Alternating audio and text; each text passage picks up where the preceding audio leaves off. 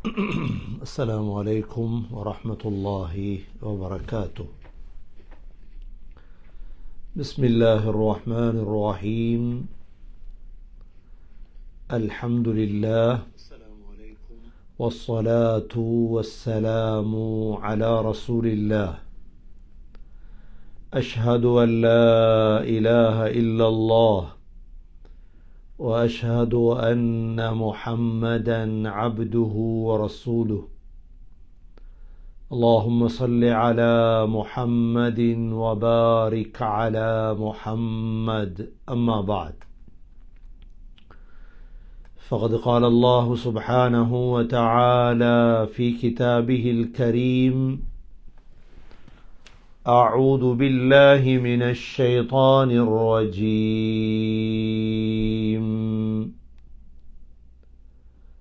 بسم الله الرحمن الرحيم.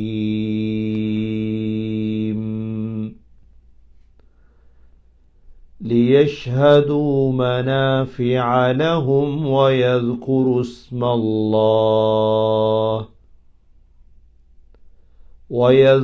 اسم الله في أيام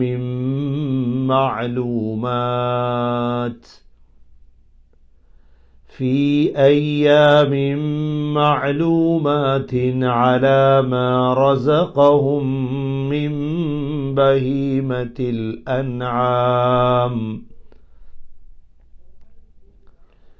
فكلوا منها وأطعموا البائس الفقير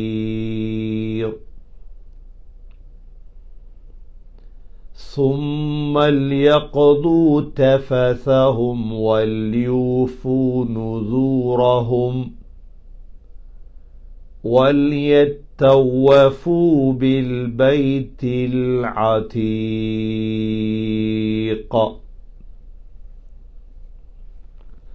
சூரத்துல் ஹஜ்ஜுடைய 29வது வசனத்தை தான் இன்று நாங்கள் பார்க்க இருக்கின்றோம். நேற்று நாங்கள் இந்த சூரா ஹஜ்ஜுடைய 28வது 27வது வசனங்களை நாங்கள் பார்த்தோம். அல்லாஹ் சுப்ஹானஹு வ தஆலா ஹஜ்ஜுடைய மனாஃபி', ஹஜ்ஜுடைய பிரயோஜனங்கள், இதே போன்று ஹஜ்ஜில் செய்ய வேண்டிய சில இபாதத்துகளை பற்றியும் அல்லாஹ் தெளிவுபடுத்தினார். அதில் மிக முக்கியமான இபாதத்து தான் அல்லாஹுவை திக்ர் செய்வது. இதே போன்று உதுஹியா, ஹதி கொடுப்பது, மக்களுக்கு சாப்பாடு கொடுப்பது, தானும் சாப்பிடுவது. இவைகளை அல்லாஹ் சொல்லிவிட்டு மிக முக்கியமான ஹஜ்ஜில் ஏற்படக்கூடிய 3 இபாதத்துகளை அல்லாஹ் சொல்கின்றார்.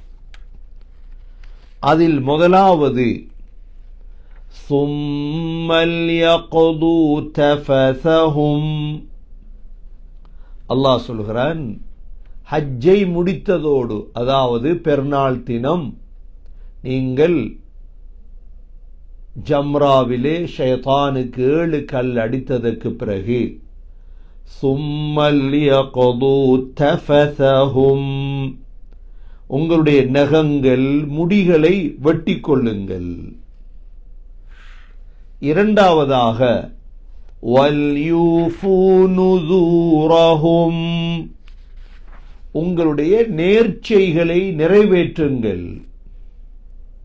இரண்டாவதாக நேர்ச்சைகளை நிறைவேற்றுங்கள். மூன்றாவதாக وَلْيَطَّوَّفُوا بِالْبَيْتِ الْعَتِيقِ. பைத்துல் அதீக் என்பது காபாவுடைய பெயர்கள் ஒரு பெயர். இந்த பைத்துல் அதீகை தவாஃப் செய்யுங்கள், வலம் வாருங்கள், சுத்துங்கள். இதில் முதலாவது கட்டளை அல்லாஹுடைய ثُمَّ لْيَقْضُوا تَفَثَهُمْ ஏனென்றால் இஹ்ராம் கட்டியவர்கள் சில சமயம் இஃப்ராதில் இஹ்ராம் கட்டியவர்கள் முஹம்மது ஸல்லல்லாஹு அலைஹி வஸல்லம் மதீனாவிலே துல்காதா பிறை 24 இஹ்ராம் கட்டினார்கள். அந்த இஹ்ராத்தை கலட்டினார்கள் துல்ஹஜ் பிறை 10 கிட்டத்தட்ட 14 நாட்கள் இஹ்ராத்தோடு இருந்தார்கள். தமத்துவான ஹஜ் செய்யக்கூடியவர்கள் மாத்திரம்தான் இஹ்ராத்தை கலட்டிவிட்டு பிறை 8 இஹ்ராத்தை கட்டி பிறை 8, 9 10ஆம் நாள் சும்மல் யக்து தஃபஸஹும் அவர்கள் 10ஆம் நாள் என்ன செய்வார்கள்? அவர்களுடைய அழுக்குகளை எல்லாம் நீக்கிக் கொள்வார்கள். முடியை வெட்டி கொள்வார்கள், நகத்தை வெட்டி கொள்வார்கள். அதுவரைக்கும் இஹ்ராத்தோடு இருக்கும் வரைக்கும் நகங்களையோ முடிகளையோ வெட்ட முடியாது. அல்லாஹ் சுப்ஹானஹு வ தஆலா எல்லோருக்குமான சட்டமாகத்தான் இதை அல்லாஹ் சொல்லியிருக்கிறான். மதீனாவிலிருந்து அந்த காலங்கள் ஒட்டகத்தில் வருவார்கள், இஹ்ராத்தோடே இருப்பார்கள். 10 நாள், 15 நாள், 20 நாள் இஹ்ராத்தோடு, சிலர் 2 நாள் 3 நாள் இஹ்ராத்தோடு. எது எவ்வாறாக இருந்தாலும் ஸல்லல்லாஹு அலைஹி வஸல்லம் கிட்டத்தட்ட 14 நாட்கள் இஹ்ராத்தோடு இருந்தார்கள். இஹ்ராத்தோடு இருந்தால் மேல் கழுவலாம், ஆனால் மனவஸ்துக்கள் தான் பாவிக்க முடியாது. தைத்த ஆடைகள் அணிய முடியாது. ஆண்கள் தலையை மறைக்க முடியாது. பெண்கள் முகத்தை கைகளை மறைக்க முடியாது. அவ்வளவுதான்.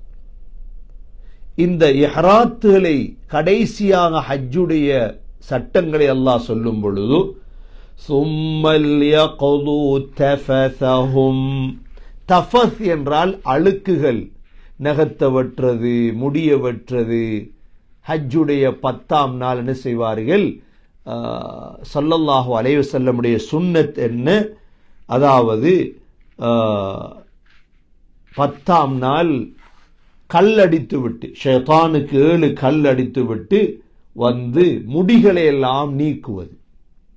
தலைமுடி, கக்கத்து முடிகள் நீக்கிவிட்டு நகங்களை வெட்டி குளித்து சுத்தமாகுவார்கள். இது எல்லோருக்கும் தெரிந்த விடயம். இரண்டாவது, வல்யூஃபூ நுதூரஹும், அல்லாஹ் சொல்கிறான், நேர்ச்சைகளையும் நிறைவேற்றுங்கள். நேர்ச்சை என்ன? உதாரணமாக ஹஜ்ஜிலே ஒரு மனிதர் நான் ஒதுகியா கொடுக்க போகிறேன், ஹதி கொடுக்க போகிறேன் என்று நேர்ந்திருந்தால், நேர்ச்சை இஸ்லாத்தில் மிக முக்கியமான விடயம். அல்லாஹ் சூரத்துல் இன்சானிலும் யூஃபூன பின்னத்ரி வயகாஃபூன யௌமன் கான ஷர்ருஹு முஸ்ததீரா, நேர்ச்சையை நிறைவேற்றுவார்கள். மூமின்களுடைய பழக்கம் என்ன?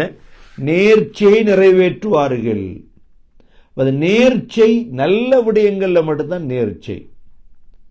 ஸல்லல்லாஹு அலைஹி வஸல்லம் சொன்னார்கள், ஒரு மனிதன் அல்லாஹ்வுக்கு வழிபடுவதில் நேர்ச்சை வைக்கிறார். உதாரணமா, நான் இன்ஷா அல்லாஹ் ஹஜ்ஜிக்கு போவேன், நேர்ச்சை வைக்கிறார். ரமதான்ல உம்ராக்கு போறேன், நேர்ச்சை வைக்கிறார். மஸ்ஜிதுல் ஹராம்ல போய் இஅ்திகாஃப் இருக்க போறேன், நேர்ச்சை வைத்தால் அதை நிறைவேற்றட்டும். وَمَنْ نَذَرَ أَنْ يَعْصِيَهُ اللَّهُ فَلَا يَعْصِيهُ, சொன்னாங்க ஸல்லல்லாஹு அலைஹி வஸல்லம். பாவம் செய்வதற்கு நேர்ச்சை வைத்தார். பாவம் செய்யறதுக்கு நேர்ச்சை வைப்பாங்க. எங்கட காலத்துல சில மடத்தனத்தால் அந்த நேர்ச்சையை வைக்கிறது. என்ன மையத்துக்கும் எடுக்க கூடாது, இவ்வாறு நடந்தா இன்ன பாவம் செய்வேன். பாவம் என்று அவருக்கு தெரியாது. வைராக்கியத்தில் என் உம்மாவோட பேச மாட்டேன், என் குடும்பத்தோட உறவு மாட்டேன், ஒன்றும் இந்த நேர்ச்சையை நிறைவேற்ற முடியாது. நேர்ச்சை என்று இந்த இடத்தில் குறிப்பிடப்பட்டது. அங்கு போய் அறுத்து கொடுப்பார்கள். மூன்றாவது அல்லாஹுடைய கட்டளை என்ன? وَلْيَطَّوَّفُوا بِالْبَيْتِ الْعَتِيقِ பைத்துல் அதீக்கை அவர்கள் தவாஃப் செய்யட்டும். ஹஜ்ஜிலே உம்ராவிலே மிக முக்கியமான இபாதத்துகளில் ஒரு இபாதத்து தான் தவாஃப். இந்த தவாஃப் உலகத்தில் எங்கும் அந்த இபாதத்தை செய்ய முடியாது, காபாவை தவிர. நீங்க உங்களோட ஊர்ல உள்ள ஒரு பள்ளியை போய் 7 சுத்து சுத்தினதால உங்களுக்கு நன்மை கிடைக்காது. அல்லது வேறொரு நாட்டில் காபத்துல்லாவை போல ஒன்றை கட்டி இல்லை நாங்க இங்க தவாஃப் செய்வோம், இல்லை. தவாஃப் காபாவில் மாத்திரம்தான், மக்காவில் மாத்திரம்தான். அந்த மஸ்ஜிதை, அந்த காபத்துல்லாவை சுத்தி தவாஃப் செய்வது. அல்லாஹ் குர்ஆனிலே இந்த தவாஃப் செய்பவர்களை எவ்வளவு கண்ணியப்படுத்துகிறான் என்றால் 2 இடத்திலே அல்லாஹ், ஒன்று வல்யத்தவ்வஃபு பில் பைத்தில் அதீக, தவாஃப் செய்யுங்க அல்லாஹ் கட்டளையிட்டிருக்கிறான். 2வது இப்ராஹிம் அலைஹிஸ்ஸலாத்தை பார்த்து அல்லாஹ் சொன்னான் என்ன, وَطَهِّرْ بَيْتِيَ لِلطَّائِفِينَ, தவாஃப் செய்பவர்களுக்காக என்னுடைய வீட்டை சுத்தம் செய்யுங்கள். தவாஃப் செய்வாங்க அந்த அளவு உயர்ந்த ஒரு அமல் தவாஃப். இந்த தவாஃபுடைய சிறப்புகள் என்ன? அதிகமான தவாஃபுகள், முடியுமான அளவு தவாஃப் செய்ய வேண்டும். அதற்காக ஃபர்லுகளுக்கு இடையூறாக தவாஃப் செய்யக்கூடாது. உதாரணமாக ஹஜ்ஜுக்காக போயிட்டோம், தமத்துடைய ஹஜ்ஜுக்காக போயிருக்கிறோம். தமத்துடைய ஹஜ்ஜுக்காக சென்றவர்கள் ஆரம்பமாக உம்ரா செய்வார்கள். ஆரம்பமாக காபாவுக்கு சென்றதோடு உம்ரா செய்வார்கள். உம்ராவை முடித்து விட்டு எஹராத்தை கலத்திடுவாங்க. ஸ்ரீலங்கா, இந்தியாவுடைய அதிகமானவங்க அப்படித்தான் போறது. எஹராத்தை கலத்திட்டு என்ன செய்வாங்கண்டா, ஹஜ் தொடங்குறதுக்கு இடையில 10 நாட்கள் மக்கள் இருப்பாங்க. இதற்குள்ள இவர்கள் ஒரு நாளைக்கு ஒரு தவாஃப் வீதம் அல்லது 2 தவாஃப், காலில் சக்தி இருந்தால், ஏனென்றா ஃபர்லான ஹஜ் செய்ய இருக்குது, நான் 100 தவாஃப் செய்ய போறேன் என்று காலை உடைச்சு கொள்ளக்கூடாது. சுன்னத்து தான் எல்லாம். ஜனக்கூட்டம் வேற. ஹஜ் கிட்டவாகும் பொழுது மக்களுடைய சனம் கூடும். ரமதான்ல மக்களுடைய தொகை கூட்டிட்டு போய் எத்தனை தவாஃப் செய்யறது முடியும் என்றா ஒரு தவாஃப், ஒரு நாளைக்கு ஒரு தவாஃப். ஏன்னா தவாஃபுக்கு சிறப்புகள் இருக்கிறது. ஆனால் அது என்ன தவாஃப்? ஹஜ்ஜுடைய தவாஃப் ஃபர்த். 5 வகையான தவாஃபுகளை இன்ஷா அல்லாஹ் பின்னால பார்ப்போம். தவாஃபுடைய வகைகளை, முதல்ல தவாஃபுடைய சிறப்புகளை பார்ப்போம். தவாஃபுக்கு சிறப்பு இருக்கிறது. அதற்காக பின்னால் உள்ள ஃபர்லுகளுக்கு இடையூறாக தவாஃப் செய்துவிடக் கூடாது. பின்னால் உள்ள ஃபர்ல் என்ன? ஹஜ் ஃபர்த். ஹஜ்ஜி பிரயாணம் பண்ணணும், நடக்கணும். சில சமயம் அவங்களுக்கு கால் ஆரோக்கியம் தேவை. தவாஃபுகளை செய்து சில சமயம் கால்கள் நோயாளிகளாக ஆகிவிடக் கூடாது.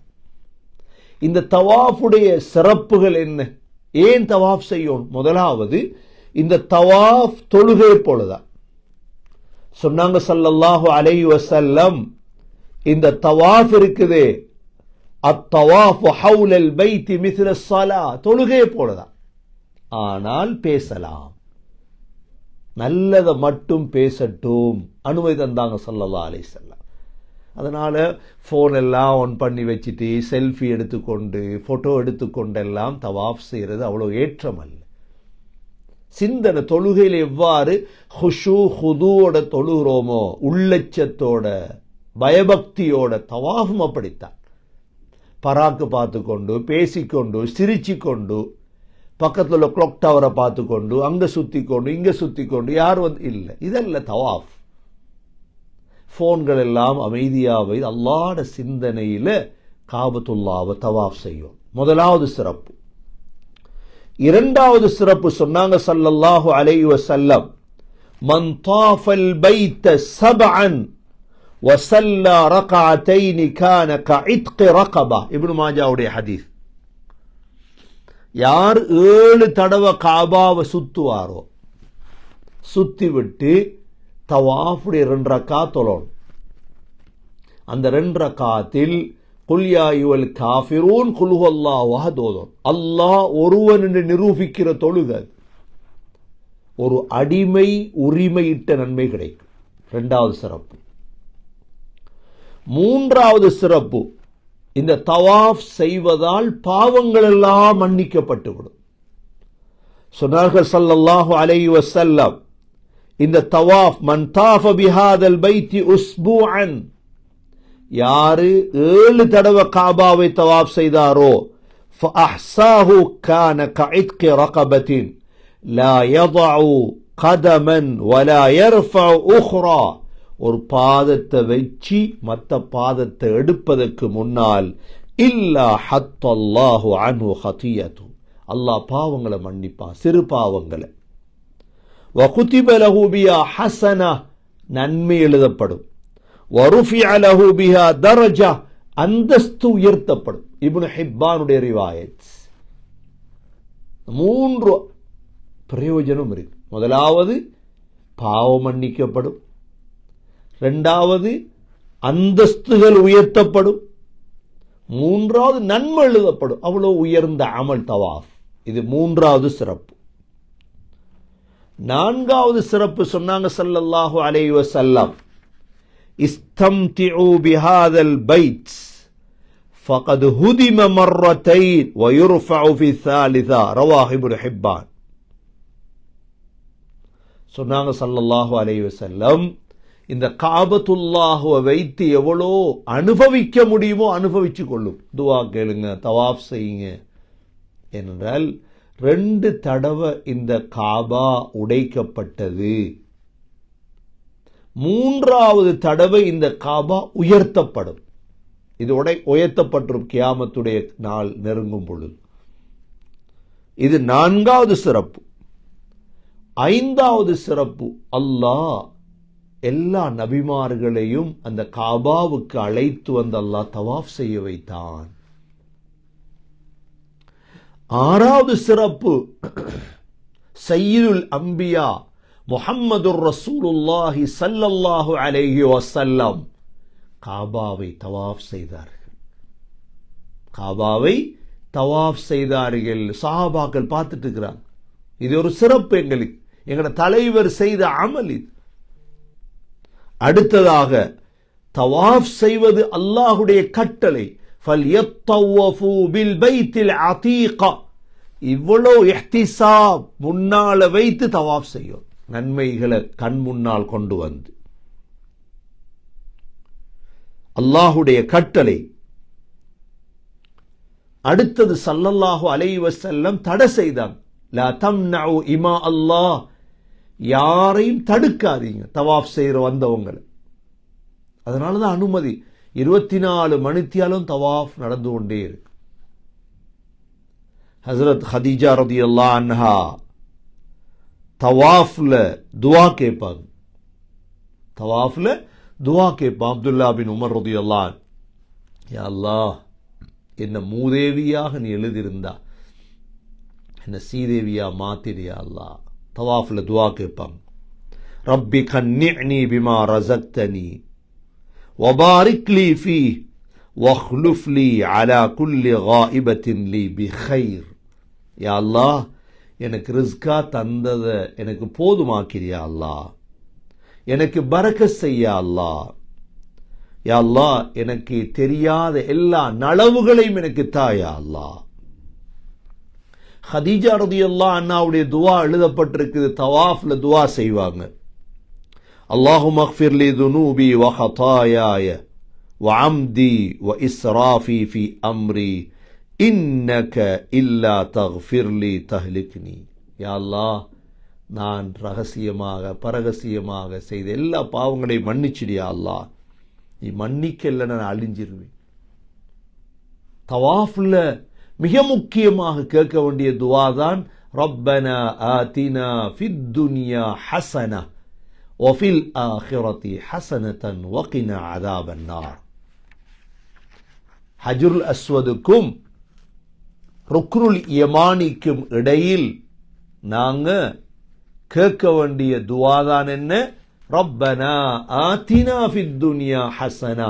யா அல்லாஹ், உலகத்துல நல்லதை தா, ஆகிரத்திலும் நல்லதை தா, நரகத்தை விட்டு எங்களை பாதுகாரியா அல்லாஹ். இந்த தவாஃபுடைய வாஜிபுகள், ஷர்த்துகள், நிபந்தனைகளாக 8 விடயங்கள் சொல்லப்பட்டிருக்கு. ஒரு தவாஃப்ல இந்த 8 விடயங்களும் அமையும்.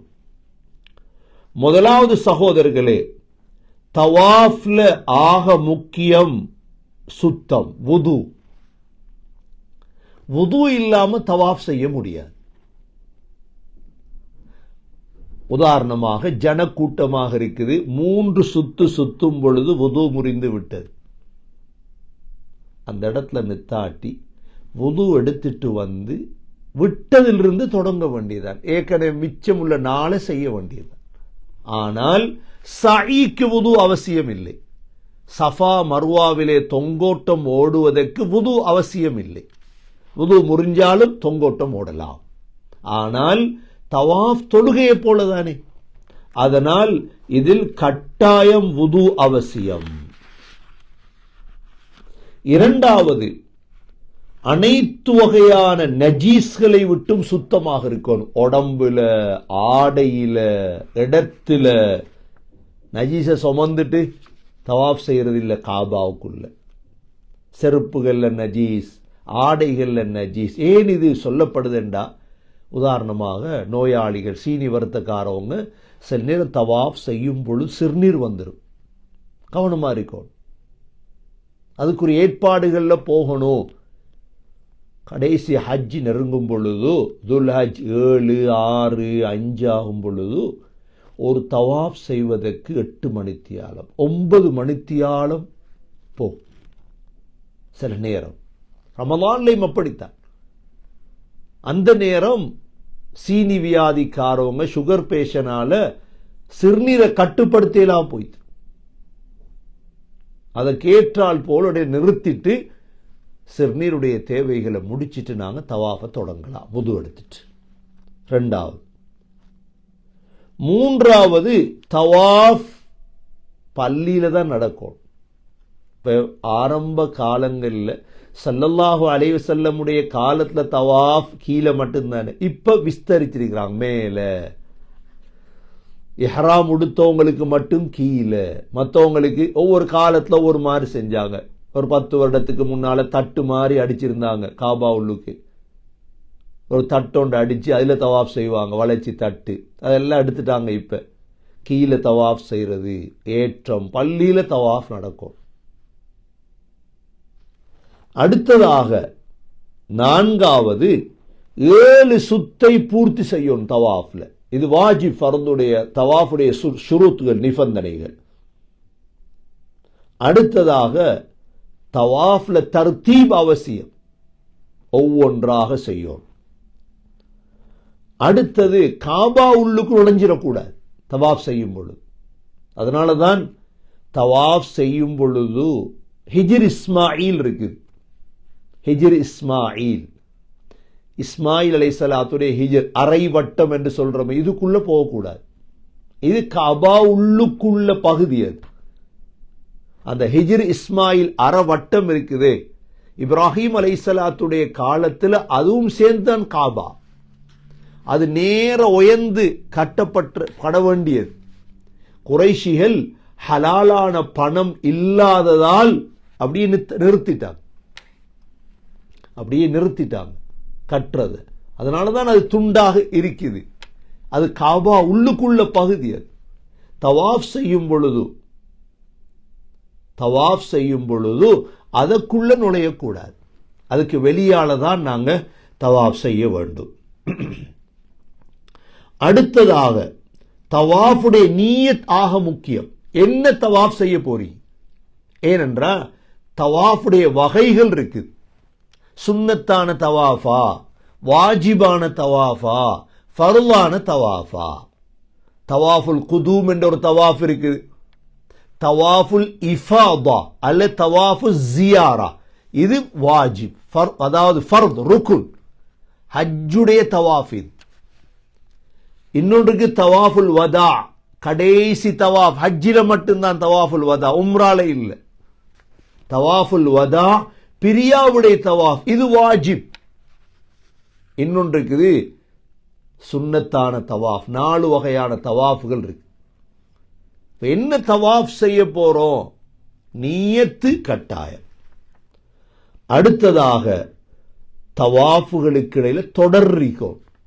3 தவாஃப் செஞ்சுட்டு ரூமுக்கு வந்துட்டு திரும்ப 2 நாளை பிறகு 3 செய்யறது அல்ல, தொடராக தவாஃபுகள் செய்யணும். அடுத்ததாக 8வது தவாஃப முடித்துட்டு 2 ரக்காத் சுன்னத் தொழும். இதுவும் தவாஃபுடைய ஷுரூத்துகள்ல உண்டு. தவாஃபுடைய முதலாவது தவாஃபுடைய சிறப்புகளை பார்த்தோம். 2வது தவாஃபுடைய வாஜிபுகள், ஷுரூத்துகள், இந்த 8ம் இருக்குது. அடுத்ததாக இந்த தவாஃபுடைய வகைகள் ஏற்கனவே சொன்னதை போல, முதலாவது தவாஃபுல் குதூம், இது காபாக்கு போனதோட செய்யறது தவாஃபுல் குதூம். 2வது தவாஃபுல் இஃபாபா அல்லது தவாஃபு ஜியாரா. 2 பேரும் இது ருக்குன், ஃபர்த். இது ஹஜ்ஜுடைய தவாஃப், இது கட்டாயம் செய்தே ஆகணும் எல்லாம். 3வது தவாஃபுல் வதா, இது ஃபர்த், இதுவும் கட்டாயம் செய்யும். ஆனால் பெண்களில் தவாஃபுல் இஃபாலாவை முடித்ததற்கு பிறகு ஹைத் ஆனா, பீரியட் ஆயிட்டாங்க பெண்கள், அப்ப காபாவுள்ளு போயிடாது, அவங்களுக்கு மாத்திரம் சலுகை இருக்கு.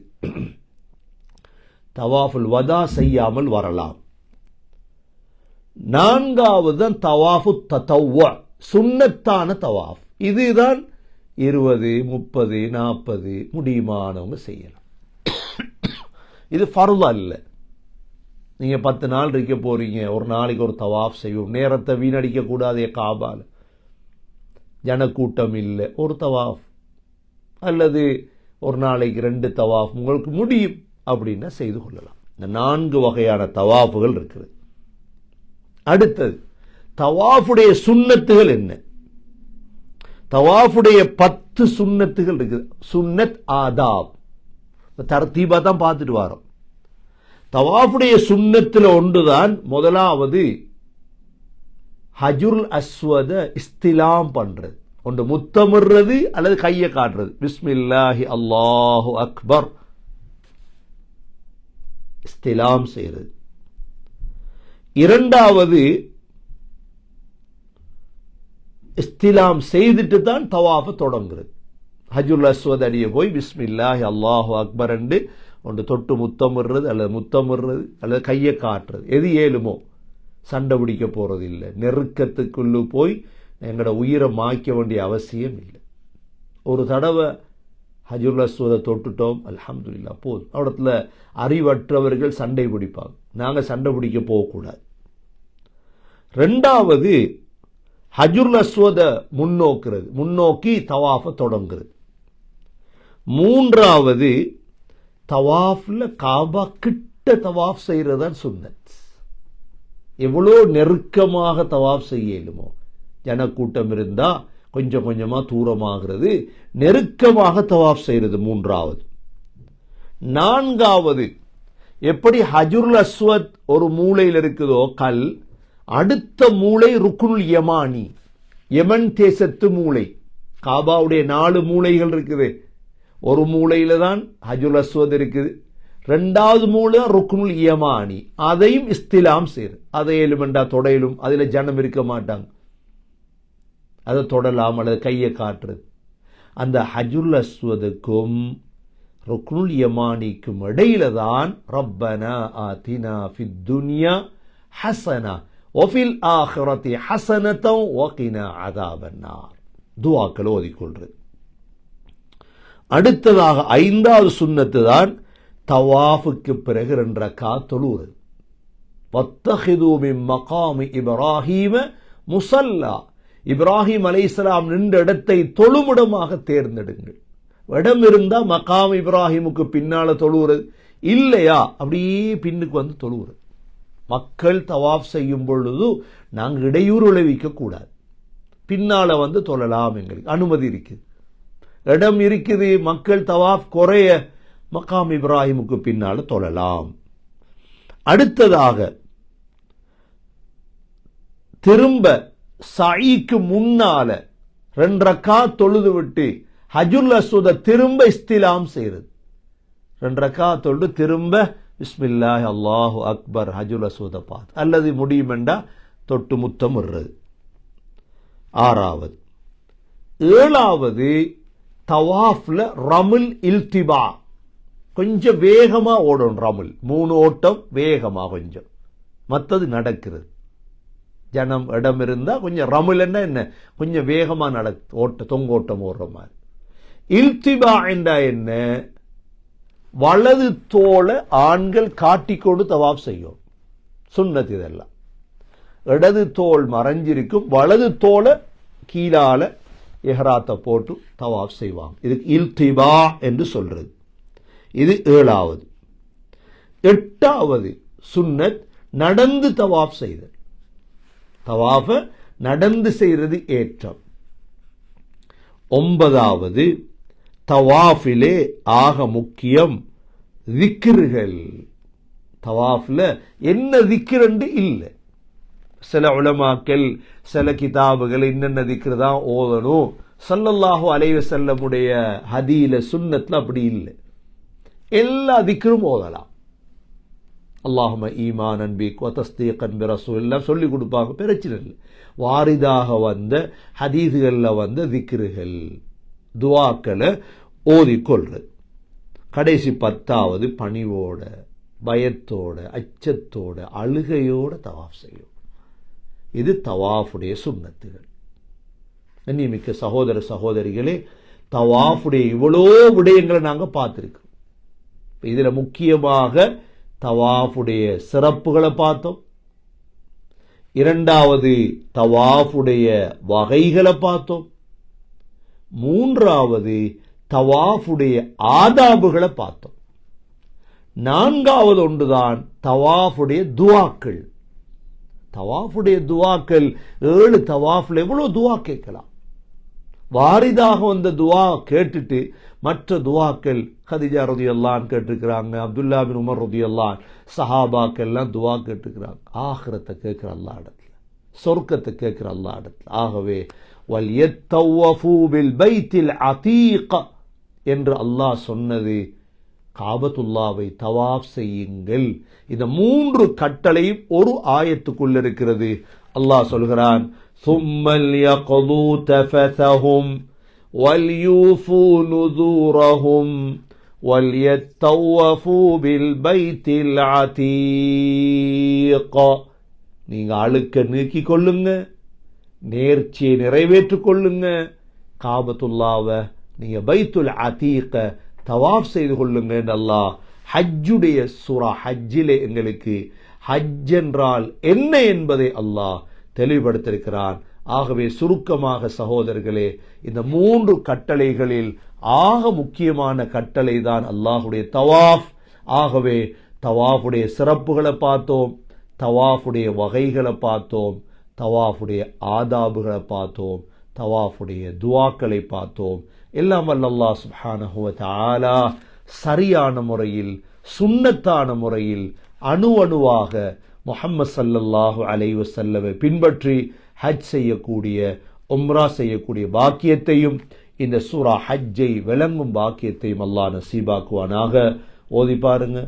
அஊது பில்லாஹி மினஷ் ஷைத்தானிர் ரஜீம்.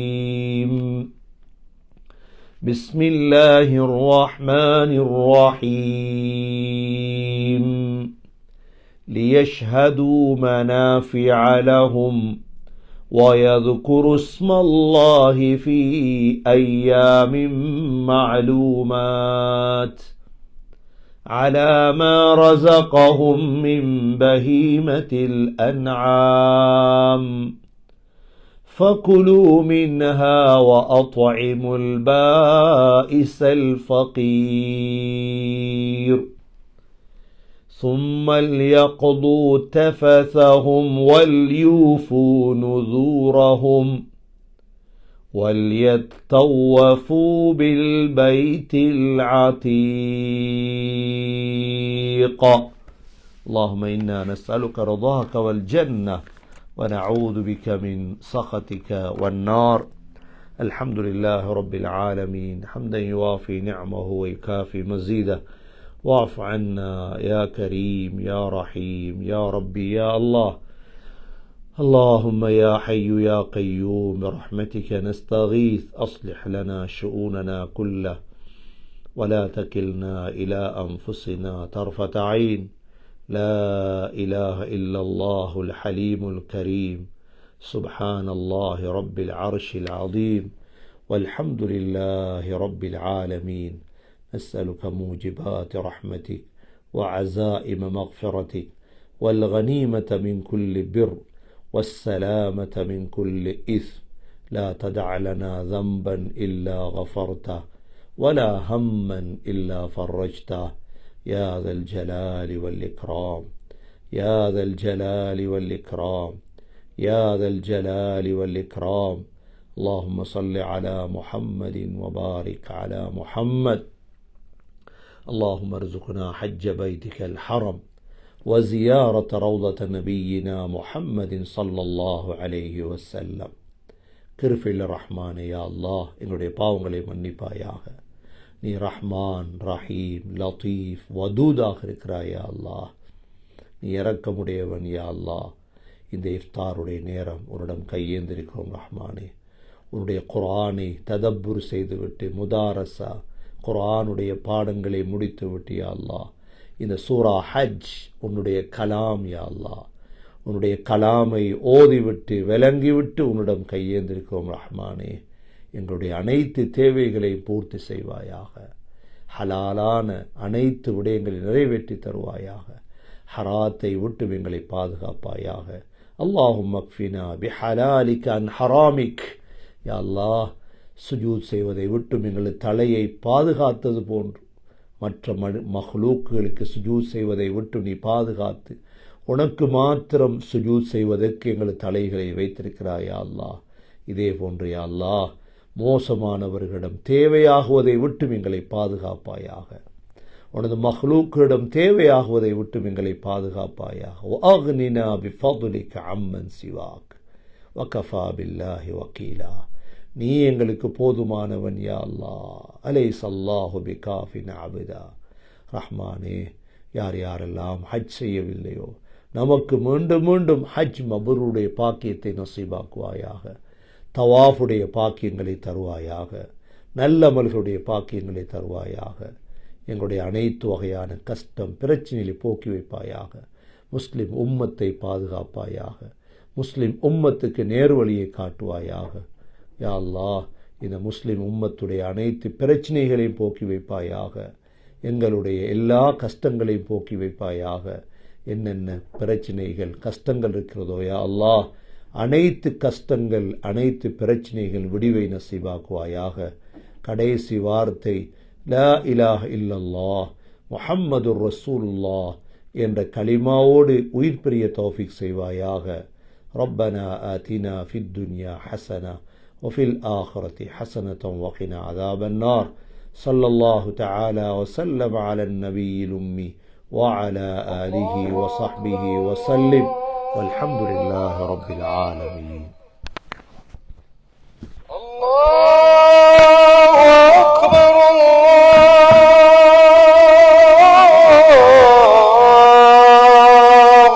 أكبر.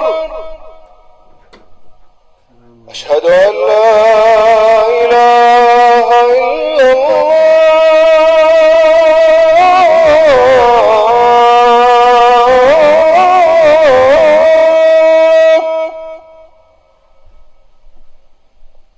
أشهد أن لا